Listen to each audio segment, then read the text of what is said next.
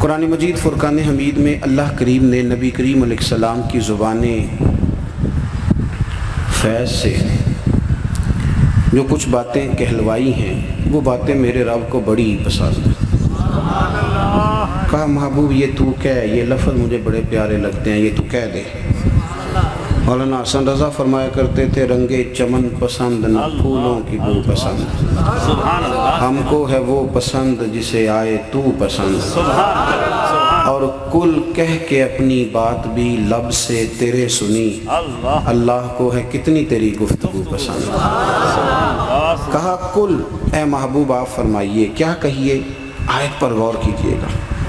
کہا محبوب فرمائیے ان صلاتی، بے شک میری نماز، و نسکی اور میری قربانی۔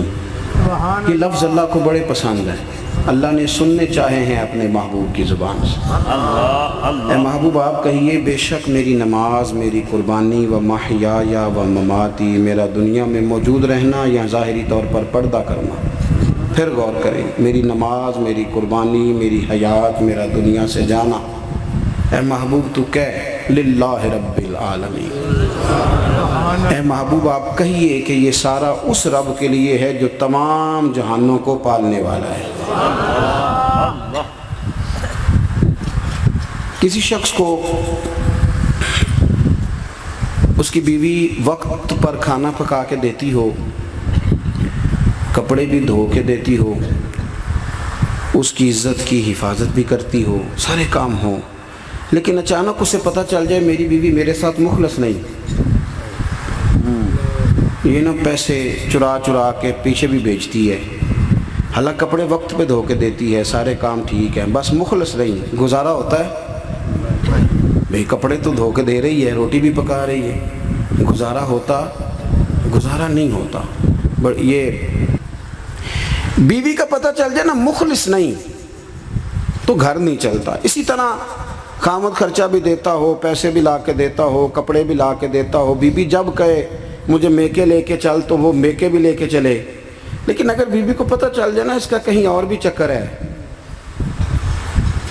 خامد خرچہ دیتا ہے، پیسے دیتا ہے، لیکن اگر اسے پتہ چلے میرے ساتھ مخلص تو گھر چل جاتا ہے۔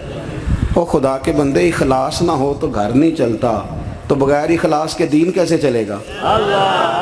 بیوی کو تو شاید پتہ لگے کہ خامد مخلص ہے کہ نہیں، اور خامد کو تو شاید پتہ چلے کہ بیوی مخلص ہے کہ نہیں، رب رسول کو تو ہر وقت پتہ ہے۔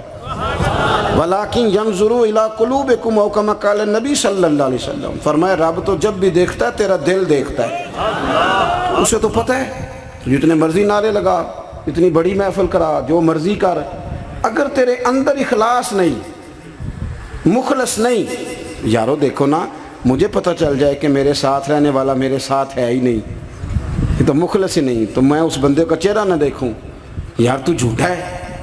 تو اخلاص دین میں، کچھ دینا دین کو، ہم نے ساری زندگی دین کے ذریعے کچھ لیا ہے، قرآن شریف پڑھوں گا برکت ہوگی، بالکل ہوگی، پر برکت کے لیے نہ پڑھ، رب کی رضا کے لیے بھی پڑھ۔ ہم نے نا دین سے لیا ہے، تعویذ لینے آ گئے فلاں، اللہ کرے کہ ایسا موقع بھی آئے کہ ہم دین کے ساتھ مخلص اور دین کو کچھ دینا بھی شروع کر دیں، لیکن نا شکوہ کرتے ہیں ہم لوگ، او خدا کے بندو